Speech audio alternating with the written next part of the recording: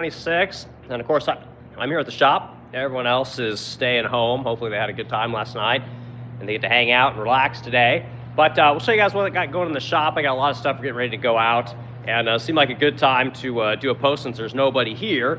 And but I'm a skosh under the weather, you know, so bear with me if I sneeze or something. Notice I'm sneezing a lot. So we'll go through the finish shop, we'll go through the wood shops, and we'll look at what's in final assembly, and we'll go over all the kind of furniture we got here at the Resplendent Crow today. And we'll kind of go over, maybe I'll do a little bit of what happened in 2025, what I got going on in 2026 at the end of the stream, if I remember. And I think that's what we'll do today. So quick down and dirty stream about what's going on in the shop today. Okay, so flip things around here in a second. My name is Eric Wilkin. I'm with the Resplendent Crow here in St. Louis, Missouri. We are a fine furniture company. We do about 500 pieces a year. We are known for our high gloss lacquer coating. We high gloss lacquer vintage furniture. We make new furniture. We make stain grade furniture. We high gloss lacquer new furniture. Everything for us is furniture. We also own a solid brass hardware line, which we manufacture in India. We work with the people over there to manufacture all the stuff for us. Great way to make a little bit of extra money, and it's a fantastic business. 2025 was really good, and I think 2026 is going to be even better. So that's great because 2024 wasn't that great. 2023 sucked. And anyway, so things are going good. So let's flip this camera around here. We'll kind of go through what we got going on. Let's start here in the paint shop. So in the paint shop, we have this pagoda cabinet. So this is the bottom, this is the mid, and then this is the hood that goes on top. So this is basically a 3-tier piece. It's all faux bamboo. And on top of here is a pineapple, which I don't know where the heck that is. But anyway, I sold 6 of these this year, which is really cool for 2025. So this is a new cabinet that I started making this year. I sold 6 of them. They sell for about $8,000 a pop. They do take quite a bit of work, but as we have been making them, we kind of develop more jigs, and it gets easier to make them. You can see the faux bamboo fretwork that we have on these things. This stuff took me about 8 hours just to make the mold to pour these. So really a lot of time went into that. So I'm real happy that thing sold. I've got this beautiful Dorothy Draper piece that I made. Again, this is something that I designed for myself. There's nothing like this in existence. No one's ever made this before, but it's something I made for my office because I really like that furniture a lot. So other things we got, you come over here. This is a 10-foot Zane credenza, right? So I told you guys that I sell about 50 of these a year in all different sizes. So this one is 120 inches long. I sell them in 40, 60, 70, 80, 100, and then 120. So you can see this unit's pretty cool. A little bit off center though, because we have 7 doors here. So we have this one area. So we have 1, 2, 3, 4, 5, 6, 7 doors that go on there. So it's pretty cool. So who's this we got in here? Bjornville Crucis. I don't know if I'm pronouncing it right, but hey man, good to see you. So you see, finish looks pretty good on these. This is the coating that we're known for, right? So I'm always telling you guys, if you want to get in the furniture space, try and do something different. High gloss lacquer works really well. So you got a really nice looking finish on there. Shows the camera just well, shows the finish just fine. And this is how we make the money, guys. Let's see what here. We got a nice little buffet. This is some kind of a McCandless red type color, but again, nice finish. But you can see if you look in the light really well, you can see there's a little bit of graining. This is a vintage piece. Vintage furniture actually wasn't made to be painted, which is why I have to do so much prep work to it to get it to look right. Whereas the stuff that we make with plywoods that are actually meant to be painted. So again, you can see that just super fine finish. I mean, you can see every detail of what I got going on here, right? You know, I got my gray hat, I got my hangover half marathon shirt, got the phone, and they got the Rhodes mic and all this stuff. You can just see it all, which that's what people want. People want to see that kind of stuff. That's what they're paying for, because it's very hard to produce this kind of finish. Extremely difficult. Okay, so who else we got here? We got that Minecraft Lego. Oh yeah, I remember you, man. Great name. I love that name. That looks really cool. Yeah, thank you. That's what we do. So I'm just kind of showing people what we got going on here. So this is a double vanity here.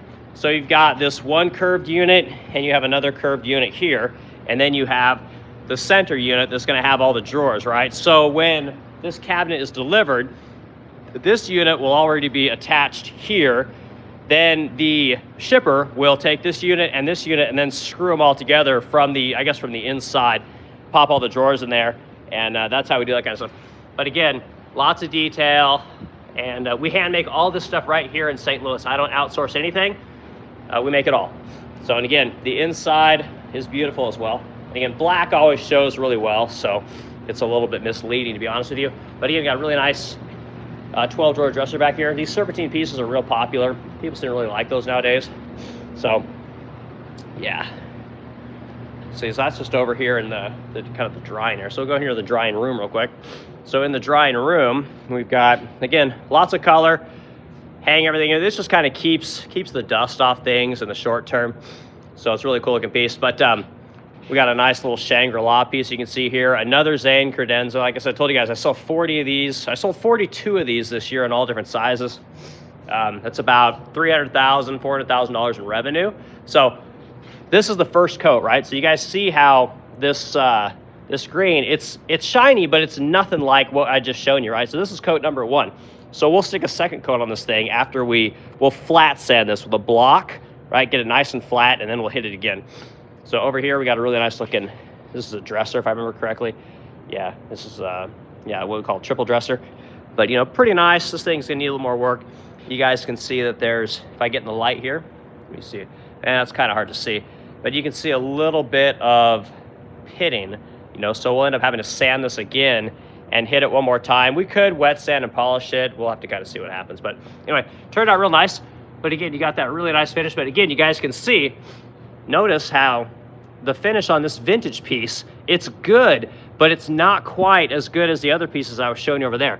Get really close in here, you can see that, because this is probably going to be like mahogany veneer, which mahogany is not a great veneer for painting, but it's vintage, right? So it's completely acceptable. It looks really nice, and people pay big money for this stuff. So just know that if that's something that you want to do. If you can learn to spray high gloss lacquer, people pay a lot of money for it because it is such a difficult finish to produce, not just from a painting standpoint, but just from a prep. It takes a lot of prep. There's essentially 3 stages of prep work, and each stage can take, you know, hours. An average piece of furniture that we high gloss lacquer here has about 20 hours worth of prep work in it. That's your disassembly, that's your initial sanding, your filling, your priming, your sanding of the primer, your filling of the primer, then going back over, priming again if you need to, and then starting the paint process. So it's a ton of work, guys. Okay, let's go into final assembly here. See what we got in here. So we got this desk is kind of unique. I kind of like this desk. It's so check this out. So let me move this thing real quick. So you see it on one side, we turn it around here, and it's the same thing on the other side. Right, this is essentially like I think they would call it like a partner's desk. You know, it's got that Frenchy design. And again, this is all of our hardware. We make all of our own hardware. So the client wanted the original stuff taken off and the new stuff put on. So there's what, 7 pulls on that side and 7 pulls on this side. So the client probably paid $500 for all the hardware, in addition to probably a couple grand to have their piece lacquered by us. You know, so pretty good money. Not you know, total kick-ass, but really good. You know, so it's a win-win. The client's going to be super happy. You know, we make some money. We keep people busy. We employ people, and it's kind of a win-win. You know, so got that piece, and this piece is really cool. So this is more of a satiny kind of a look, but get the nice contrast with the gold hardware, the gold hinges, and then that nice satin color. Right, this is almost like an antique jade type color. I take it back. It's not satin, is it? I don't know, but pretty cool looking piece. I don't know what the see what the inside looks like real quick. So you got these really nice drawers in here, and you can see you got the vintage drawer boxes. We just go ahead and paint the fronts and all the edges, and then when we send our furniture, we always make sure that we send our Resplendent Crow touch-up kit in it, right? So you'll have some touch-up paint in there. You'll have a brush, some cleaning solution, and microfiber cloth. So that's kind of what's going on in there. What's our doors here? So we got this beautiful Stanley piece. Look at that color. People really like the pinks. So who we got in here? Johnny Draybot? Johnny Draybot. Good to see you, man. Glad you're here. Thanks for hanging out. Guys, hit the like button, hit the subscribe button, all those kind of things. Going to get this channel to our 3,000 watch hours probably this month, which is really cool. So anyway, this piece looks pretty good. You guys can see we got this dust on here. So lacquer dries really quickly, and so dust is not a problem. And again, we'll just end up wiping all that off. We'll be left with that beautiful Resplendent Crow shine. So pretty cool looking piece. But again, you got this big Stanley hardware. People love this kind of stuff.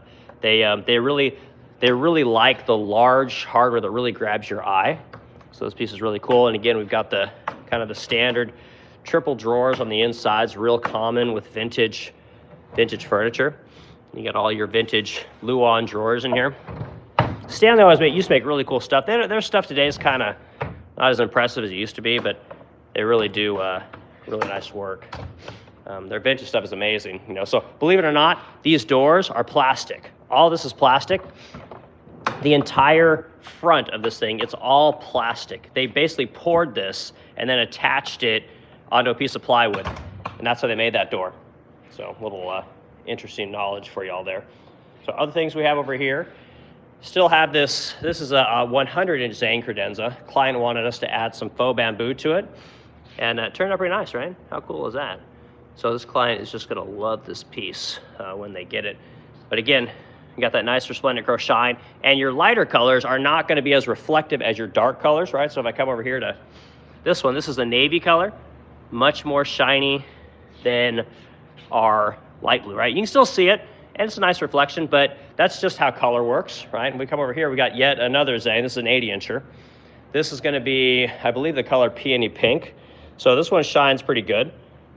It's a really nice looking piece. You're gonna come out to the side here, just kind of show you guys all these different kind of reflections that you get from the different colors. So obviously blacks are the best, right? Whites are the worst. But you got our beautiful, again, we manufacture all this hardware. And so that's what the customer selected. And quite a simple cabinet, but people just love this cabinet. This is my #1 selling piece of furniture. And again, I sell it in all different kinds of sizes, and people just love it. I cannot sell enough of them. It's really cool. Can you get more of our, see, got the reflections. And again, the light, depending on how the light comes in on the cabinet, depends on just how reflective it is. You know, so lacquer is an interesting thing. Other pieces we got over here. So this is some we wouldn't normally buy, but kind of a cool piece, right?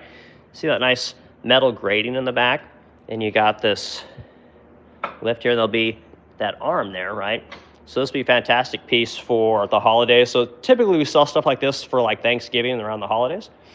So we'll see how this thing sells. So these are our faux bamboo vanities. Faux bamboo vanities. I sell probably 20 or 30 of these a year.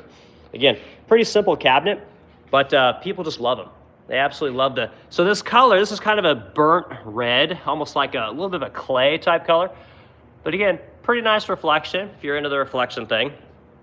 And if we open it up, again, very simple vanity. Not much to it, but again, you got that nice shine on the inside, which people really like. Standard bloom hinges, so nothing, you know, exceptional there. The thing that makes this thing difficult for people to replicate is the faux bamboo. Most people don't know how to make this faux bamboo, and that's one of the reasons that we do it. Also making all the legs, we get all of our legs turned, and so I go through hundreds of those legs every year, but pretty cool looking piece, right? We have this Arway piece. So Arway is known for using these lion head pulls, and they make really nice stuff. Nice oak drawer boxes. Arway doesn't skimp on any of their craftsmanship. It's always a beautiful looking chest, right? This would be like a gentleman's chest. So again, really nice looking piece, and I like it. I can show you guys the shine again. So this is again another navy color, and it's all vintage, right? So you can see, if you look in the light, you can see just a little bit to the finish, right? There's a little bit of texture to it, not very much, but again, the shine's incredible. It's really good for vintage furniture, and people just, like I said, people love this stuff. You know, so it's really cool.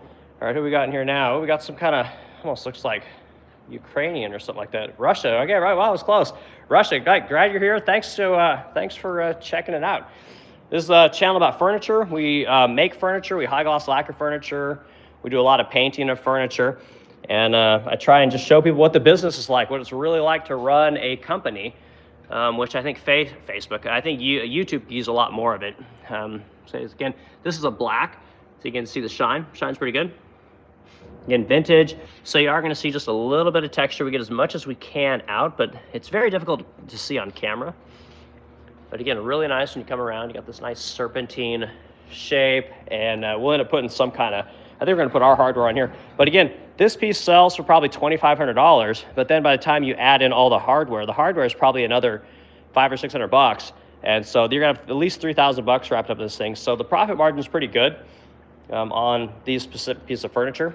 So here's another one of these vanities I just showed you. This is Hermes color, or Hermes orange. This is a signature color for us.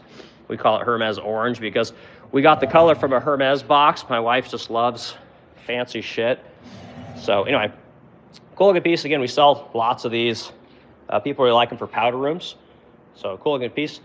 Nice console table. This is the color Antique Jade, and a real popular color. Again, you can see all the beautiful details here. You got this nice, I don't know what the hell you kind of call that texture, but cool. You got the cool brackets. I really like this kind of stuff. It's really nice, but a lot of detail. Kind of looks like it used to be a Century. Century Furniture made stuff similar to this. It's really cool looking piece.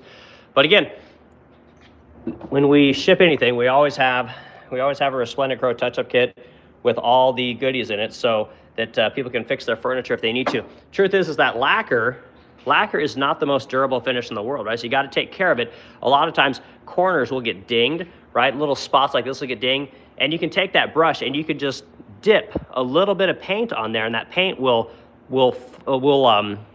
dry, and it'll kind of set down, and you'll end up with a really nice looking touch-up, you know. And again, the thing about lacquered furniture, touch-ups are part of the character, right? As that furniture gets older, you know. So just something to think about there.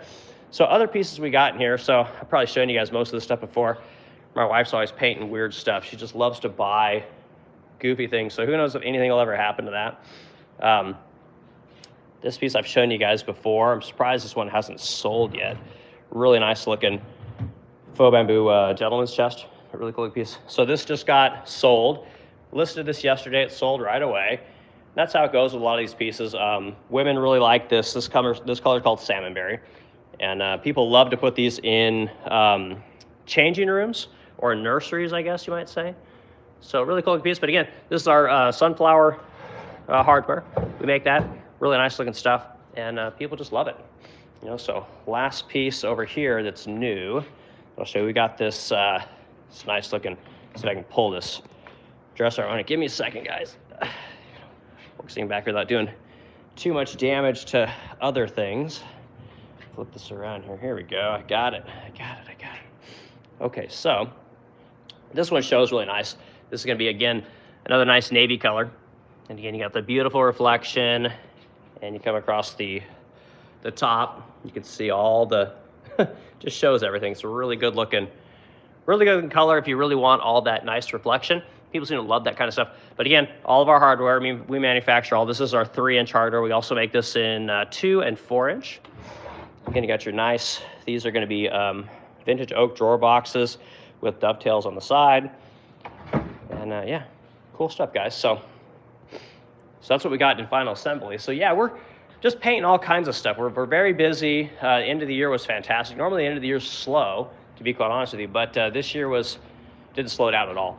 So we're making a lot of things. We got a lot of furniture in the wood shop. I'll kind of show you what we're making now. We've got a backlog of probably, I don't know, 3 or 4 months at this point. So let me walk back to the wood shop, and I'll show you the shit show that I have going on right here. So this is just nothing but a mess. So I'm working on a 9-drawer faux bamboo dresser. So we make these in modern sizes. So the original was 32 inches tall. So we needed to make something bigger. People like taller furniture now. So this one's now 35, right? And all of our drawers are on soft close. The original are gonna be on one single metal slide in the middle, and they don't work very well. So we do soft close on all of our newly made furniture. These go for about $8,000. We sell the vintage one for about $3,000. But this is also a true 80 inches, right? So, and then also on the back, we put legs on our furniture in the back so that the dresser will never sag. The originals sag all the time. It's just kind of how they are. Gravity takes its toll. So that's what we got going on. I like to show people how we make things. So you guys will notice that we use real frame and panels on all of our pieces, right? Everything is a frame and panel. Everything is jointed together. So we've got dados everywhere. Everything's locked in. Dados locked in the base. Come over to the side, same deal. All these panels are locked in. And that's how we build everything. We make all of our legs out of solid maple, right? We like to use maple because maple is a structural wood. It's very hard. It's fantastic. So other things, so here's, my wife wants me to build new kitchen cabinets, so I started building her first cabinet. Of course, I got dust and shit everywhere. So she wants pocket doors. So I made her something with pocket doors, except I only had one set of pocket doors. So I gotta get the other set in before I can install it. But you can see this is gonna be a little drawer. It's gonna be for all of her K-cups and all this kind of stuff. And we'll put another shelf here that'll have a pull out as well for all of her appliances like coffee makers, toasters, and KitchenAids and all that kind of stuff. And then we'll have doors up top with lights. And here's your lowers. Your lower cabinets are all gonna be 3 drawers across the entire kitchen. All of our frames are gonna be, we're gonna do 1/2-inch MDF panels. We'll do cherry frames, and then we're inlaying everything with brass. So there'll be solid brass along every door and every drawer. So pretty, it'll be pretty high end when it's done. It'll look really nice. We do a lot of metal work here at the Resplendent Car here. I'll show you guys some of my metal collection that I've got going on in here. So here, let me flip this back around. So what we're gonna use in here. So I keep lots of brass around here. Lots of different kinds of brass sheets. Over here, I've got all kinds of, this is the metal that's gonna go in the kitchen. So this is all 1/4-inch by 1/4-inch solid brass.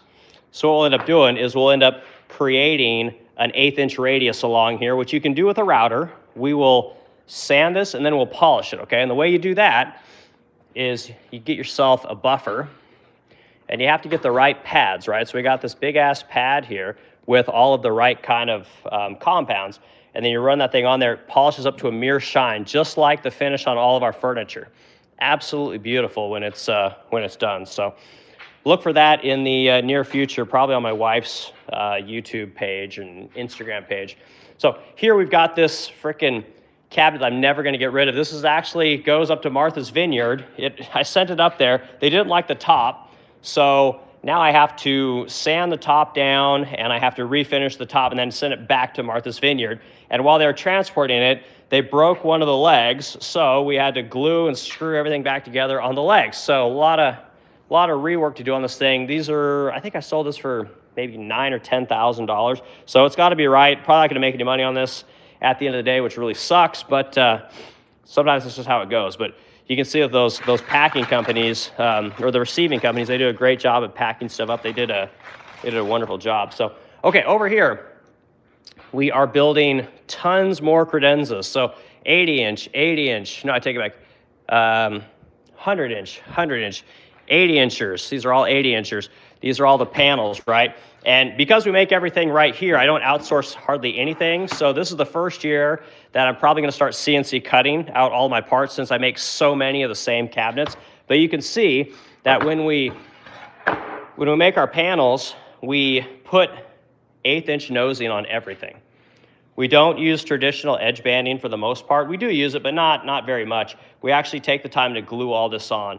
So that's one of the things that you're paying for when you buy an $8,000 credenza from me. You're not getting shit iron-on edge banding from an edge banding machine like most people use. So you actually do get something that's a better product than what you traditionally get today. So just like to, I like to show people what they're paying for, what they're buying, because it's not BS. We don't just, we're not just selling a name. We actually put the time in and make you guys something really cool when you buy a piece of my furniture. So come back in here, I'm gonna show you guys, I'm building a crap ton of drawer boxes today. That's literally my project for this morning, is doing this video and drawer boxes. So the way that we make drawer boxes, I don't outsource any of that either.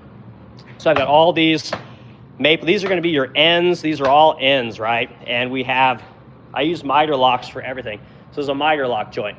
I don't use dovetails. I hate dovetails. I think it's just an ugly joint. So that's what we use. I have a router set up here, and I change this bit out probably once a month because we make so many damn drawer boxes. But we got a vacuum system hooked up to it, and you just run your parts this way, and then you run your other parts this way, and you're left with a beautiful drawer box that people really like.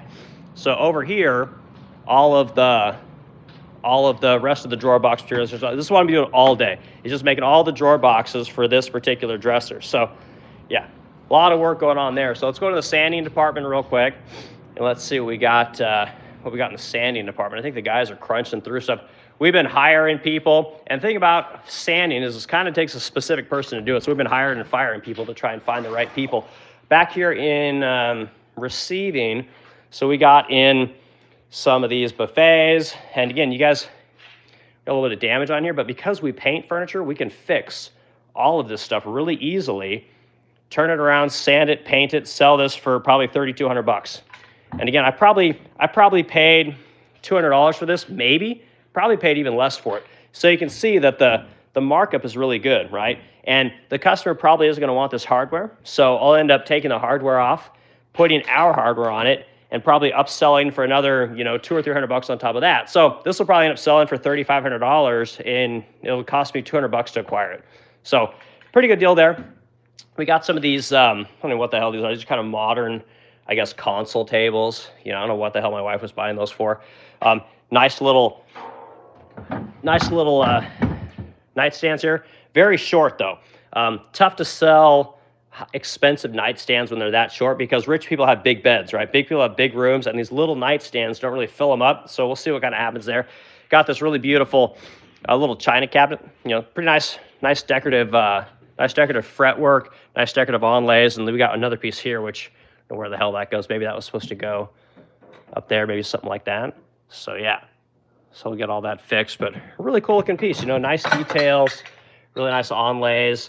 And you got some cool cove cuts in there. So beautiful piece. And we got a nice little buffet here. Again, super ornate, lots of detail, and people's gonna like that. And this hardware, while it does look kind of cool, no one's gonna buy that hardware. So we'll end up filling that and probably end up putting our own hardware on there.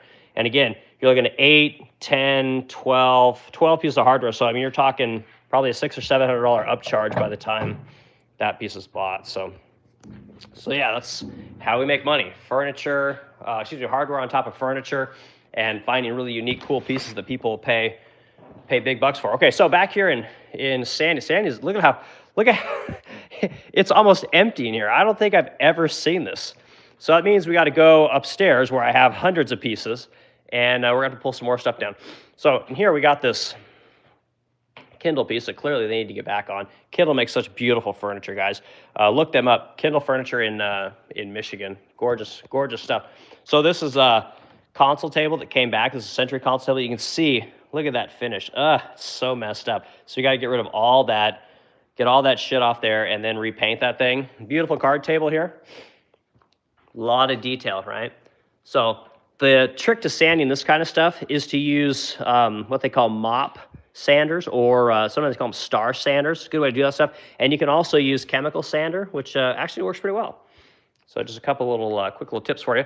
We got a nice Bernhardt china cabinet here that we just brought down that needs to be worked on again. Notice all this detail. All this stuff has to come off, be cleaned up, and then reinstalled after this entire cabinet is painted. So you'll have, probably 6 to 8 hours just reassembling this cabinet. So that's why when we sell these, we usually sell these for $5,000 to $6,000 just because of all the time that it takes to not only disassemble them, but reassemble them. Just a lot of detail. People like it. So look at that. Oh my God, what is that? It's Eric's credenza, the Zane credenza, the #1 selling piece of furniture. These are 70-inch Zane credenzas. So more of that stuff there. Also, we have one of our Emily Tallboys. So we're one of the few people that still makes Tallboys. But look at that. So I sell these for $8,000 a piece, and people love them. I don't sell a ton of them. I probably sell four or five of these a year. They are kind of expensive, I got to admit. But again, you can see all solid woods, and they're all woods that are meant to be painted, right? So we're not going to use like mahogany or walnut or oak or anything like that that's kind of grainy. We're going to make sure we only use things like maples, poplars, cherry wood, stuff that is highly paintable. So that's one of the tricks to high gloss lacquering stuff, is make sure you use the right kind of materials to start with when you're making your furniture. So cool looking piece there. So anyway, I think that's what I got kind of going in the shop, guys. Some of the things that went down in 2025, custom exploded. Custom shop exploded. I don't like doing a lot of custom work because it's difficult to make money. This year we made money. I made $42,000 tables. I sold $20,000 desks, and you can make money that way. But big seller this year, Zane credenza, what I just showed you. Sold 42 of those. I sold 50 of the faux bamboo vanities. These are where the money's at for a company like mine that we make custom furniture, we make production furniture, we do vintage furniture. That's how we make our money. That all that stuff turned into about $1.5 million in revenue, which at the end of the day is probably going to net us $150,000 to $250,000 in profit, right? That'll be the money that we could keep, even though we spend most of it all year long. from the tax man standpoint, that's kind of what it looks down to. That's the business, right? So everything I showed you there, that's what we did. We probably did $1.5 million in sales, and again, it translated into a couple $100,000 in revenue and just a shit ton of work. Like, I work all the time, my wife works all the time. There's much easier ways to make money, but this is what we do. This is what we like to do. And I don't see myself doing anything else. I love teaching people how to make furniture. I love selling things to people and seeing them get super excited about what it is that we make. I mean, you have no idea how many people every year buy our stuff and say, oh, I've waited years to buy your furniture. I've waited years because I'm so excited to get this thing. I just love it. You know, so that's the kind of year we had. If I wanted to go like percentages of revenue stream, 10% of our revenue is probably hardware. I would say that 30% of our sales is probably vintage. And the rest of it is all basically going to be production furniture. And there's going to be a little bit of custom furniture, you know, sprinkled in there. But for the most part, it's that production furniture, guys. That's how we're able to make the money and do what it is that we do. Without that production furniture, I wouldn't be able to make custom things. I wouldn't be able to, probably be able to do the vintage stuff. There's just not enough money in vintage furniture anymore. But because we sell so much production furniture, that's what we're able to do. You know, so goals this year, let's see. Oh, who we got in here? We got Baton Rouge Lacquers in here. We got D. James. Good to see you guys. I'm glad everyone's here. So yeah, so that's the revenue. That's the money we made this year. Goals for 2026. Goals for 2026 are different than a lot of our years. So this year, we're going to take the money that we've made from last year, and because we've moved from doing a lot of vintage furniture to mostly making new furniture, this year we're going to buy a CNC router. I'm in conversations to buy what's called a Millwright CNC router. So Aaron's in. Aaron, good to see you. I'm going to buy what's called a Millwright CNC. They're a Georgia company. They make really nice routers. It's not the highest of the high end, but I think it's good for a starter CNC router, and it's going to cost me about $20,000. There's a lot of tax write-offs this year, guys. 2026, you know, whether you like the Trump administration or not, he wants small business to succeed. So you have immediate depreciation for all these products that you buy. So if you want to buy a new paint booth, you want to buy table saws, CNC routers, you want to buy trucks that are over 6,000 pounds, you can depreciate that shit year one, right? Which is fantastic. Another credit that I want you guys to know about that are in the business side, Batten, this is for you. Aaron, this is for you. There is a massive fucking R&D credit, okay? And I'm telling you guys, just listen to what I'm saying, okay? The R&D credit is above and beyond your standard deductions and the things you would normally write off. So if, like, Adam, if you are painting, you know, you're painting satin water-based finishes, okay? If you want to learn to get really good at spraying lacquer-based finishes this year, you need to catalog, hey, I spent 5 hours this week working on learning to spray lacquer finishes. I fucked up 3 of them. 7 of them went great. I had to buy a new turbine in order to do this kind of stuff. So you get to write off the turbine, and you get to write off all of the time and materials you spent allocated towards research and development, okay? So everyone that has a business here, Aaron, same thing for you, work on that stuff and expense it, right? Take that additional, I think it's 20 to 40% that you get to write off of the materials and time that you do with that R&D stuff. So really catalog that stuff. Make sure you're doing like a Google Doc or maybe an Excel spreadsheet. And I didn't do this last year. I didn't know if this was a thing last year, but I've been doing a ton of research this year on how to make money in manufacturing, okay? The thing about manufacturing, EV credits were like the big thing, right? Remember the government was giving trillions of dollars to this whole EV thing. Remember they were going to make all these EV charging stations, and magically there's no EV stations, but we still spent all the money. Manufacturing is becoming the new EV craze, okay? So this year, you're going to see more states, more local municipalities, and the federal government is going to be pushing people into manufacturing stuff. They are trying so hard to get people to start businesses and make shit here in America that they're, like I said, they're giving away all kinds of fun goodies, you know? So if you guys need any help with that, you got any questions, hit me up in the comments, and like I said, I'd be happy to answer in replies and things like that. Another tool that I'm using this year, and I see you guys are commenting, I'm gonna get to your comments in just a second. Another tool that I've started using, crazy, guys, crazy cool tool, is I'm starting to use Grok Assistant for, not everything, but for a lot of things. So anytime I'm in my car, I'm asking about tax credits. Excuse me. I'm asking about ways that I can write off tools, ways that I can hire people, ways that I can finance buildings, materials, machinery, all these kind of things. I'm looking at tax credits to move my operations from St. Louis into Illinois because Illinois is trying to poach businesses from St. Louis. So if you live in a place where you have competing cities, you might be able to score some cool tax credits there and grants, right? The grants are essentially free money. There's a lot of cool things like that, So I know this isn't necessarily for everyone, but I want to make sure that the people that are on the business side of this understand that there's a lot of cool shit going on in 2026. So again, it's not a political thing, it's a being smart thing about how you spend your money, okay? A lot of you people that want to be in this business, if you want to go on vacation this year, go on vacation where you have clients. Go say you're going to go look at something in another state where you want to go on vacation, write that shit off, right? Go do the things that are going to allow you to write stuff off. Your business is a lifestyle, right? It's not a business and your lifestyle is separate. All that shit is brought together. And if you can keep both those things together, you can write off so many things, right? Like my wife just went to India. If my wife would just have gone to our supplier there in India, she could have written off that whole trip. We spent $4,500 on one fucking ticket in order for her to fly business class over there. We could write all that off. All the costs associated with that entire trip. Even though she's going there to help her mom, all she had to do was stop in and go see our supplier there, and she could write that entire trip off, okay? So you guys see how this works. So I'm sure most people know this stuff, but I want to say it because it's really important, okay? All right, let's go into comments real quick. And I think that's all that I was going to talk about for 2026. I've got a lot of other, cool stuff I'm going to do, but I'll save that for later, okay? So let's see here what we got. Aaron in here, good to see you again.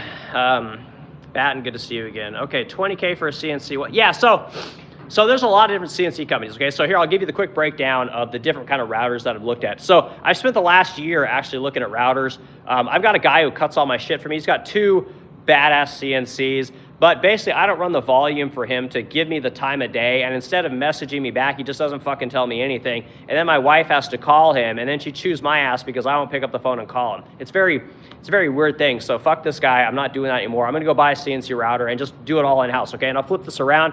Here's where my router is going to go. All this stuff is going to go bye-bye. My veneer press, I'm going to get that out of here. This is just my table of shit. I'm going to get that out of here. My chair, my Ralph Lauren chair that I never got to finish. Hopefully I'll get to that. But CNC router, 4 foot by 8 foot table, right? So it's actually more like 5 foot by 10 foot. That's all going to go in here. I've got 220 power on the other side of this wall. So you come back in here, I've already got a compressor, which I can run power to, or run air over to my machine. I've got all the power that I need over here. I've got 2 essential 220 hookups, and I've got all my power station over here. So we got boxes back here. I've got 3-phase over here. So we have an insane amount of power. We have everything that we need to hook up all of our CNC equipment. All I've got to do is hook up basically another dust collector. I've got to spend, probably $1,200 on a new dust collector.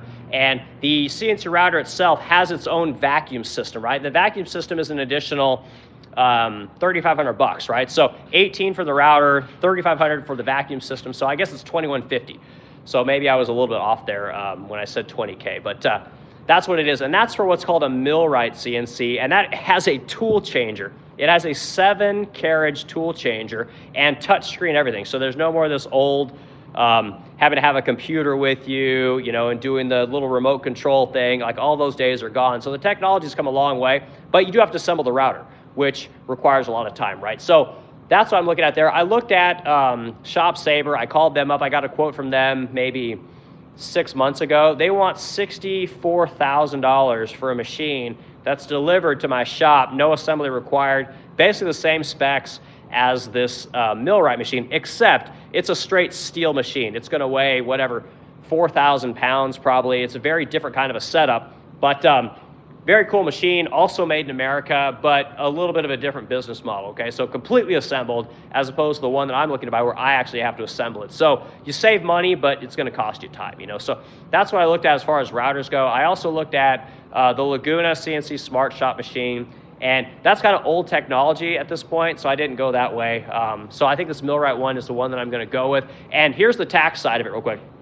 So when you buy that machine in 2026, like we're just gonna say it costs 20 grand, you're going to buy that machine. The next day, you can depreciate that entire machine off your taxes. So when you go in to pay your quarterlies in April, you're gonna be able to write off a shit ton and not have to pay as much in the federal government, which is freaking awesome. The other side of it is that you finance it for 5 to 10 years, right? So you're making hardly any payments on it. You get you get to keep most of your cash flow, which is really important as a small business, especially one that's super fucking labor intensive like furniture and painting, okay? You get to keep your cash flow so you don't have to feel spent when you're trying to buy large capital intensive things like CNC routers. So that's kind of the trick on how to do that from a tax and finance perspective, right? So that's what I'm doing, and anyone that wants that information, there it is, okay? All right, what else here? Interesting, I did not know about the R&D expense, just the standard. I didn't either. And this is something that I just learned, I don't know, maybe last week.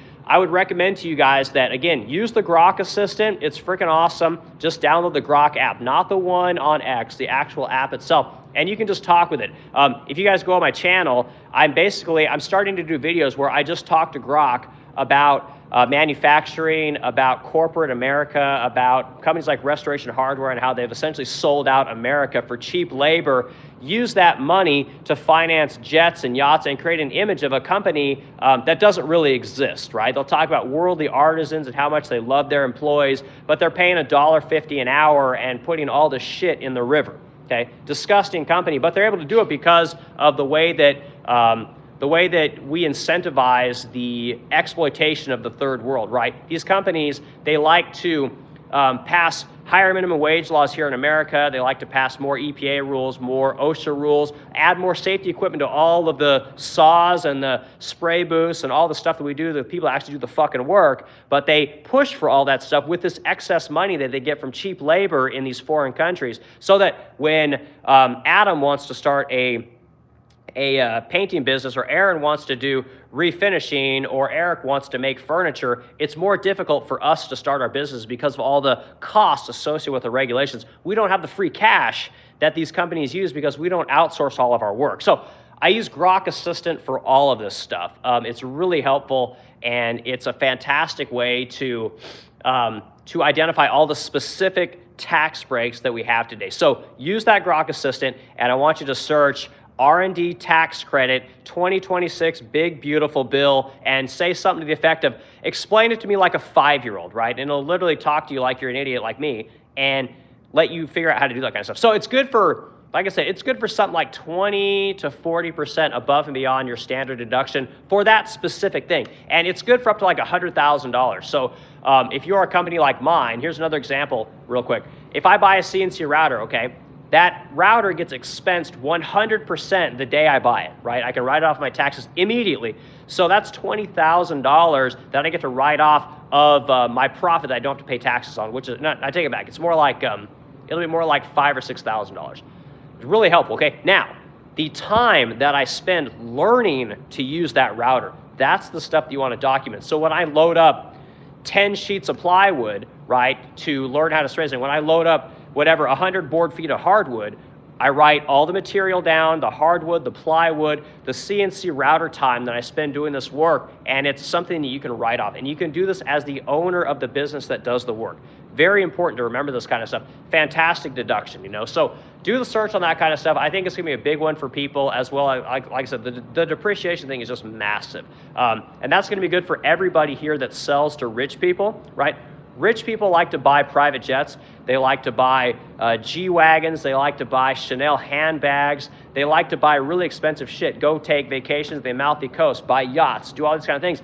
That is good for people like you and I, right? Our job is to service these people, whether you like them or not. In order for us to do what it is that we do, we have to understand how the customer that we service operates. So when they're making money, when they're writing shit off, they're spending money on all these fun things that they want to do. They buy houses, they buy furniture, right? There's a reason I sell $12,000 credenzas all day long. I don't sell it to people making $100,000 a year. I sell it to people making $1 million a year. And so this is what we have to do to get these businesses going and service these rich people, you know? So, okay, that's my spiel. So I'll stop on that one. Okay, more comments. I almost bought a used Shop Saber and it was 30. Yeah, Shop Saber, fantastic brand, fantastic name, right? The resale on those, I imagine would be pretty good, right? Or the whatever not, is it resell the right word, or what's used? I think resell is the right word. I imagine it would be fantastic. But like I said, the new one that I quoted out was $64,000 delivered to my door, and it's a fantastic machine, best of the best, to be quite honest with you. So $30,000 for a used one doesn't sound bad, but what you want to understand about CNC technology, as far as I understand it, is the technology has moved a lot. So if you're going to buy a used machine, you want to make sure that it has all the modern capabilities, things like touch screens. I think that's really important. Tool changers are pretty important, I think, from a manufacturing standpoint, because without a tool changer, that means every time that router gets done running what's called an op, right? So say your program is to run a 3/8 dado through the entire sheet to cut out a whole bunch of parts, right? It's going to run that, but then you want to punch holes in for shelf pins.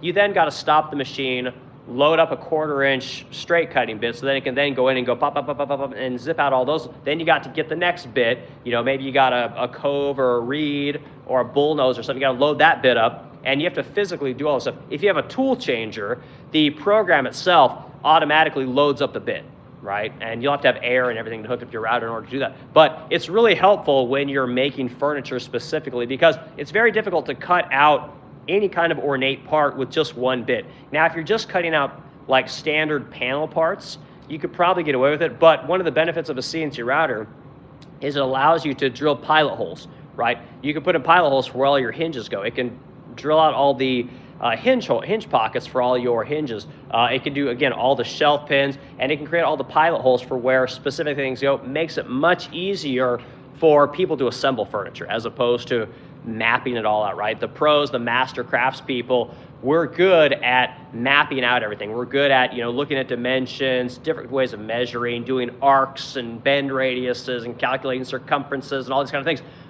You can then have assemblers, so that's kind of the big benefit. So Adam, I hope that is kind of helpful for you. All right, Aaron says that credit is awesome. Okay, cool, Aaron. I'm glad you at least know about it. Like I said, I just did the research on it for like maybe the last week, and it seems legit. And that's one of the things that's crazy. I have a CPA and an accountant, and my accountant doesn't know his ass from a hole in the ground when it comes to these modern tax credits. So a lot of these accountant types, if you have an accountant, they are just fucking dinosaurs, the guys. You almost have to educate them on their own freaking business, So when you're doing your taxes this year, and don't even wait till your taxes, call your accountant, your CPA, whoever you use this year, right? Do it this month, and say, hey, this goofball on the internet told me that I can write off my R&D stuff. What's the best way to do that? Is this real? How do I do it? And make sure that you're working by the book, but make sure that they are looking for these kind of credits, because it's a big deal. Everyone will know about the bonus depreciation. They're all going to know about that, but this one's a big one, okay? The other things, if you want to get money from your state for expansion, right? Say you want to open up a retail space, okay? There's a lot of tax incentives. In Illinois, we have something called the EDGE credit.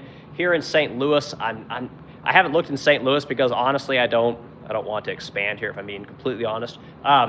But there's a lot of credits out there, so do the research, use the Grok AI. That's the thing that really worked for me in finding all these tax credits, how to get money, how to do financing in 2026. Because with the Trump administration, the big beautiful bill, like I said, the EV thing was massive for the last 7 or 8 years. It's dead. EVs are dead. EV tax credits are dead. Green energy is dead. Sustainability, fucking gone. What they want hard-ass motherfuckers that want to work, that want to start business, that want to hire people, that want to train people, that want to make shit. And if you want to do that, the government will help you. The state government will help you. The federal government will help you. Your local municipalities will help you, but you got to look for it. Use Grok, fastest way I know. Grok will actually write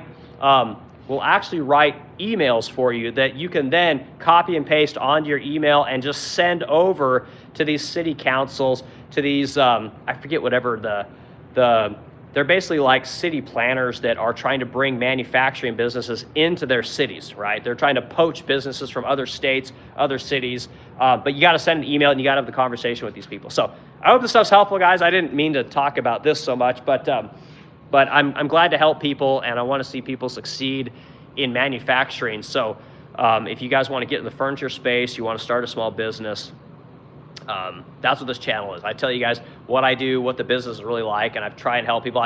helped many people. I've talked to lots of people about this space and given people advice. I don't always give the best advice, but I know what I know. I've done this for 10 years now. I've been in manufacturing for over 25 years. Husband and wife team, we work together. My wife is the brains, I'm the brawn, and that's how it works. And it works out good. So, all right, who else we got in here? See, Mark Van Romp Guys, 7550. Do you know Cat's Eye? No, I don't. Why don't you explain to me what's Cat's Eye real quick? Are we still talking about routers? Are we talking about materials? I'm not quite sure what we're talking about. And Batten, how's business, man? I've been seeing your stuff on Instagram and watching you work on your paint a little bit. I would imagine business is probably okay. I hope it's going good. Same thing to you, Aaron. How's things going? Other things, guys, while we're waiting on the reply here. I've got a video. I'm putting out a video talking about. Hold on, I got to sneeze here. I can feel it. I put out a video talking about how corporations are basically outsourcing all of our work, right? They're bringing that product back here really cheaply, and they're using that money to buy lobbyists to increase regulations, right? This is a terrible business model. It's horrible, right? What I'm going to talk about next, I'm going to talk about how basically these same companies, while they were outsourcing all the work, they didn't know what to do with people. So what they did is they got everyone to go into college, right? So they put everyone in college. Well, by the time everyone got out of college or was done with college, all of the jobs have been outsourced, right? So that no one here knows how to do anything or wants to do anything. And the people that would want to do work with their hands, build houses, work in the dirt, all these kind of things, they're terrified because they went to college, right? And this is the thing that's allow these businesses to do what it is they're doing for so long. So it's gonna be a cool video. It's some of these Grok videos where I go back and forth with Grok, but I'm training this Grok AI agent to be a little bit more human in a way, which is kind of weird. But the agent talks more normally, talks a little bit more like me. I tend to have a mouth on me, not educated, never graduated high school, but somehow I figured this out. So I've got a Grok agent that kind of sounds like an uneducated white guy from Oregon, like myself, you know. So it's kind of cool. It'll be a cool video. I'll try and get it out today. Yeah, a lot of fun. So, all right, more stuff. What do we got in here? We got Robin Diagu. Whoa, I'm across the river from you. I live near the Air Force Base. So, Robin, which Air Force base? I just had Emos for the yeah, Emos is okay. It's kind of an acquired taste. I think everyone's got to try it when they come here. Is it Provel, I think is the cheese they use? My wife loves that shit. I'm not a fan. I grew up on Pizza Hut. I like Pizza Hut and like really bougie pizza. I like the worst pizza and then the best pizza. So yeah, I'm trying to think where the Air Force base is. I see the F-15s all the time, but I can't think of where the Air Force. I guess I just never drive over that way. Okay. See, Itchy Finger says stop using AI. It's the devil. I don't disagree with that statement, sort of. The problem with AI that I don't agree with is this whole data center thing.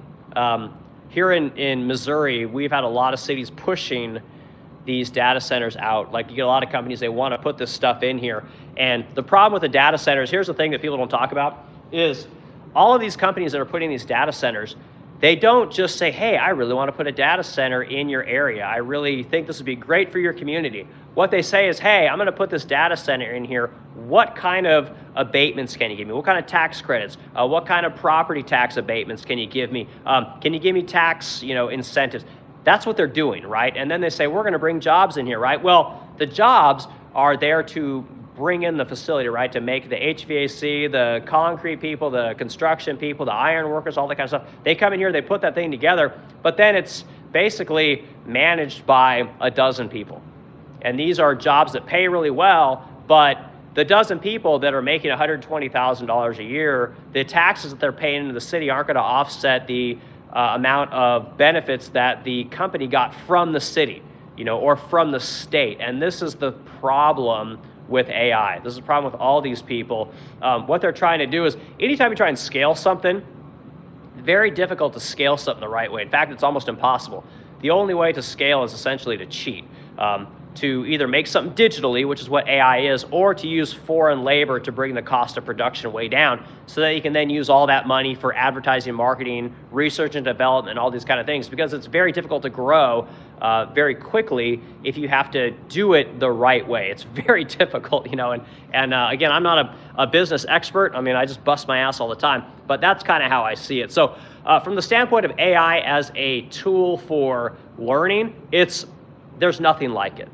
I literally sit in my car, which is a Tesla. It is what it is, right? It's my wife's car. I've been driving it. But I just live there and I just talk to Grok. Grok, how's it going? Grok tells me, great, it's going fine. And I say, Greg, hey, I want to talk about taxes today. He says, great, what do you want to know about taxes? And I'm like, how can a business, a furniture manufacturer with $1.5 million in revenue this year, 8 employees, how can I grow my company when I have a 30% profit margin, but my free cash is probably only $20,000 to $30,000 a month? What do I do? And it will literally give me a plan on how to do it. And that's when it starts talking about tax credits. It starts talking about where you can find funding, things like angel investors, different kinds of tax credits in the state of Illinois, the state of Missouri, different banks that specifically look at small businesses that operate with not a lot of assets, right? So I don't own my own building. I don't have a ton of trucks. I'm an online-based business. So you want to deal with companies that are familiar with those kind of businesses, and they're out there. So AI is great for that kind of stuff because it can also give you links. It can give you right emails. It can put you in touch with the people, give you telephone numbers and names, best times to call. It's a really cool tool. I mean, that's what I think. I did a search on AI the other day, and I'll get to the comments. Let me say this real quick. I was doing a search on, I just basically said, hey, Grok, this is my business. I sell a lot of credenzas, I sell a lot of vanities. In 2026, what is going to be the #1 selling piece of furniture, right? And Grok comes back and says, it's going to be the chair, right? And okay, great. I don't like making chairs. What's the best room in the house for selling furniture, right? And she says, the living room. And I go, great. What's the best piece of furniture in the living room? And she goes, couches, right? And I go, I don't want to sell fucking couches. What's the best piece of furniture? And you keep working with this AI to figure out exactly what it is that you want to sell. What's going to be the best selling piece of furniture? Where's the best market for furniture? It has a lot of really good information, and you can do this while you drive. It's better than just, listening to AC/DC for the millionth time, or listening to the same podcast for the, 100,000th time, or just, wasting time in your own. It's a great tool. And again, you talk. You have a conversation, which is kind of unique. So, all right, let's get into the comments. Sorry, guys, I was kind of running my mouth here. Okay, AI is the devil. Itchy fingers. Yep. So AI is cool. Everything in life is the devil. Women are the devil, right? But use them correctly and they're amazing. Men are the devil, but used correctly, they're amazing. That's how I look at it. I just had emos for the first time. Okay, Susan, I can't breathe 23's in here. Dad, okay. Dad, I don't know what that means. I can't breathe 23. You can elaborate, and we'll go from there. Okay, that's just one, Scott. There's just one, Scott. Yeah, Scott Air Force Base. Yeah, again, I don't know the area as to where. Is it over by the Arch? Is it over by Boeing? Over there off, 55, Highway 55? Like I said, I just don't go over there that much. I travel on 170 and 270. I live in Illinois across the river, out in the bluffs. I just don't go to the east side of St. Louis. So, okay. Busy. I did 78 pieces this year. Really worked on the lacquer game. Aaron, that's fantastic. Good for you. Lacquer's a great business. Like here's some more advice from you guys. Okay, for the business people, I'll give you guys some more back end information real quick since we've got a good group of people on here right now. Here's the marketing plan, Aaron, this year for the Resplendent Crow. Okay, it used to be we would do a lot of images on Instagram, Facebook. We would do a lot of video on Instagram and Facebook. We would market. We spend about $1,000 a month on meta ads, right? So we would, highlighting whatever cool piece of furniture we built. We generally run like a couple dozen different video and picture type campaigns using the traditional advertising models, right? We don't do Google. We haven't figured out Google yet, but we do a lot of meta. Okay. What we're doing this year that is wildly different than we've done since we started this business, is we're highlighting our home. And I'll hang with me here as I talk about this for a second. I know some of this is kind of fluff. And some people call this we'll call this bragging, but like, get over yourselves, guys. Like, it's okay to talk about your life. It's okay to talk about what you do. And listen to what I'm going to tell you, and you'll understand why, okay? So during COVID, I bought my dream home. And we bought a home in the hills overlooking the Mississippi River, custom home, beautiful, beautiful home, beautiful lot, biggest home where we're at, most beautiful home where we're at, okay? What we started doing last year that we're going to 10X it this year, as Grant Cardone would say. We started putting our furniture in our home and doing a lot of video on it and doing a lot of just content around it for YouTube, for Instagram, for the resplendent.home.com. And what that's allowed us to do is it's allowed us to hook up with other businesses, right? So we're using different avenues for marketing and advertising. So what I'm able to do is now, I'm always telling you guys that make your lifestyle right in your business, okay? So when I redo a room in my home, right, because my wife likes to redo shit anyway, every time I use a wallpaper, right? So when I use a, $8,000 of Schumacher wallpaper, I've already had a conversation with Schumacher about getting that wallpaper, okay? Schumacher is going to give me most of that wallpaper, right? And then I'm going to talk about it, and we're going to sell it. And then when I make a vanity for a room in my home that I'm working on, right? So I've got the wallpaper figured out. I've made the vanity, right, which is something that we have for the Resplendent Crow, our business here, okay? When I do the floor, right, I've already talked to people about the flooring material, right? So the flooring material is a write-off, right? I'm going to talk about it. I'm going to get, maybe not money, but I'm going to get something. And maybe I don't have to pay for that tile or wood or whatever it is that I'm using. The furniture that I put in there, if it's vintage, again, it comes from the Resplendent Crow. The wall coverings, like window treatments and stuff like that, we're getting all that stuff by having conversations with the manufacturers of that stuff. We'll make content about it in our Resplendent Crow content. So that entire room, the wall coverings, the furniture, the glass, the paint, the everything is 100% a write-off for our business. And the truth is, and this, pay attention to this, Aaron, the people that follow us on Instagram and Facebook like that content more than they like the furniture content by itself. So when my wife makes a post on a china cabinet, beautiful china cabinet, right? Massive china cabinet, gorgeous. It might get 300 to, on a good one, say 1,000 likes, right? When my wife does content about putting that china cabinet in our home, 100,000 likes, okay? I said that wrong. 100,000 views, right? It might have 5,000 likes, 10,000 likes. And what that does is it also builds the relationship with the companies that make the wallpaper, Schumacher, Thibault, Lacroix, right? These kind of companies that sell this kind of stuff. So now, this year, we're branching out, right? So I've done her office, right, which is all of our furniture, all the wallpapers. I did one of our upstairs guest bedrooms, okay? Now I'm doing our kitchen, right? And I showed you guys, flip this around here. I've started building kitchen cabinets. It's slow, but I'm getting it done, right? We're doing kitchen cabinets, okay? So what we're doing there is, as I'm ripping that kitchen out and I'm putting this new kitchen in, I'm gonna write off that entire kitchen for my home, right? I'm gonna use it as a marketing tool to show off what the Resplendent Crow does with high gloss lacquer. I'm gonna hook up with General Electric, and they have a collection of appliances called Monogram, right? So we're gonna hook up with them and see if we can do a sponsorship deal or some kind of a trade deal for the Monogram appliances, which are like 30 grand. You know, I went and looked at them. We looked at them before a month ago.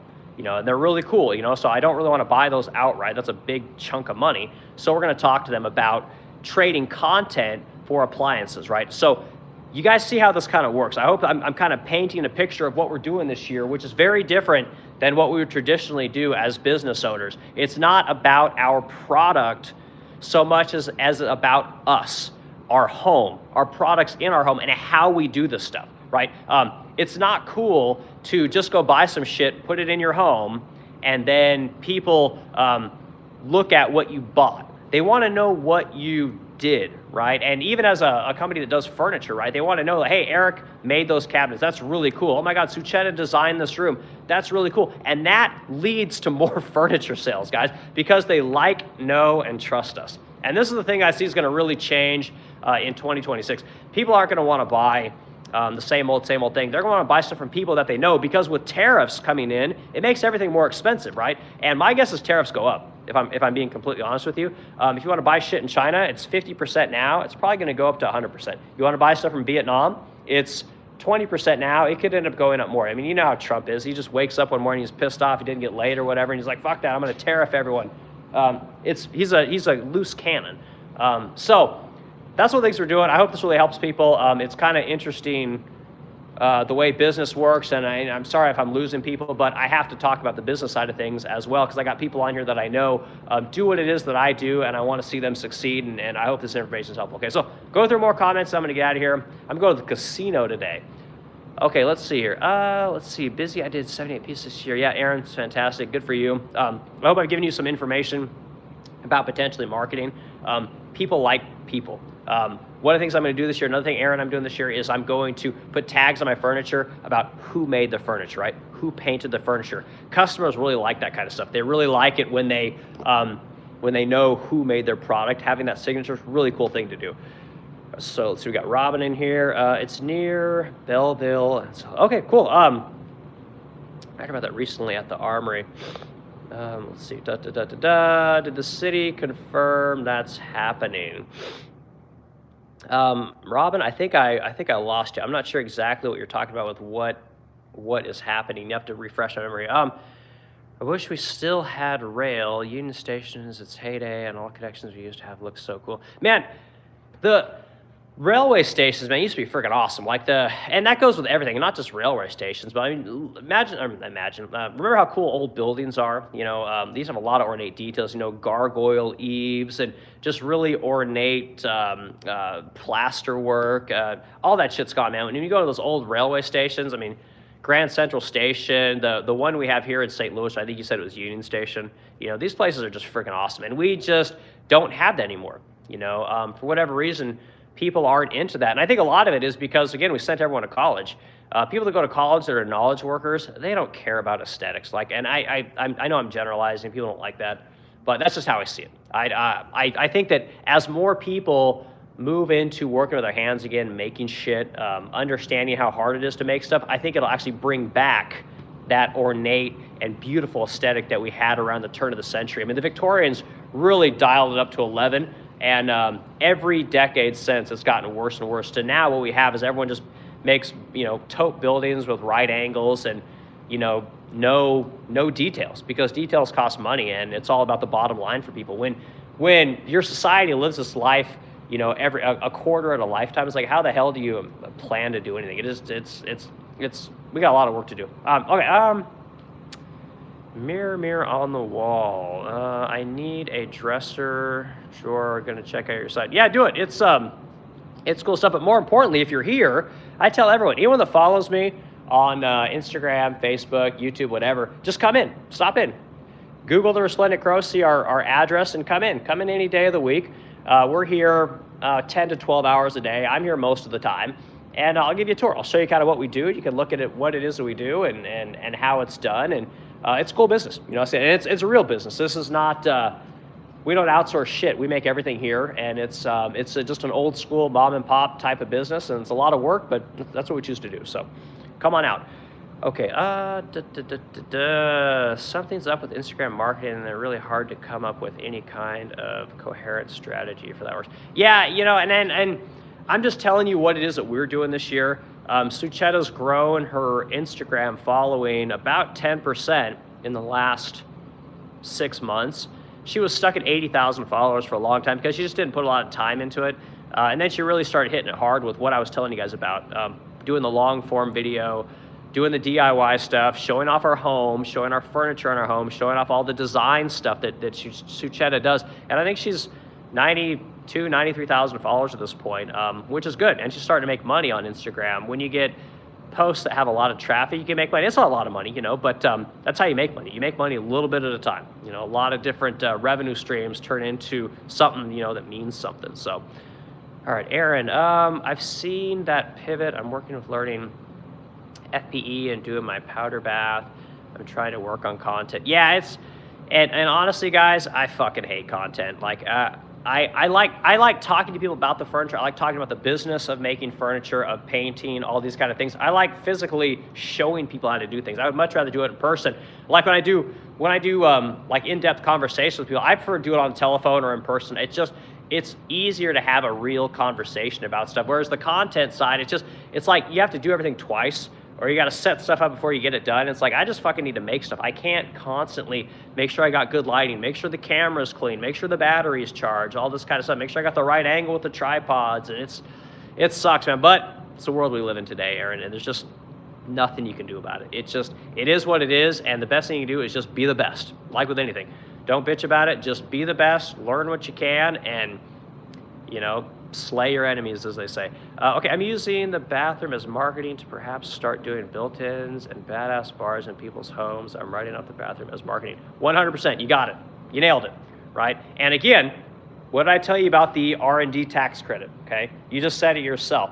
You know, how did you word it? I'm using the bathroom as marketing and perhaps starting to do built-ins. Okay, well, how are you doing those built-ins? How are you doing those bars? You probably got to do a little bit of R&D about that, right? Are you researching markets? Are you developing CAD models? Are you learning how to use, SketchUp, or in my case, SolidWorks? All these things are extra write-offs, so you can do something you're already going to do anyway. You might as well get whatever that extra 20% is for that specific time. You might as well get the tax credit for it, and makes it a little easier to do, right? I mean, I always like doing stuff when I know I get to give the government less money, you know. So anyway, guys, I think I probably better go. I did 70 minutes.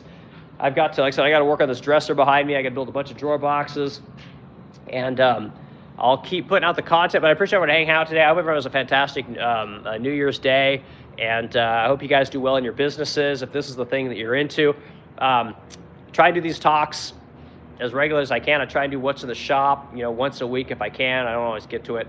But 2026 is going to be an awesome year, guys. I got a lot of really cool projects coming up. I'm working on probably a $200,000 job right now, which I'll go over people with and kind of what that's about. This is the year to do big frickin' things. And it's not a political thing, but that Trump guy, like him or hate him, he's really making it easier for businesses to do work and take advantage of it, guys.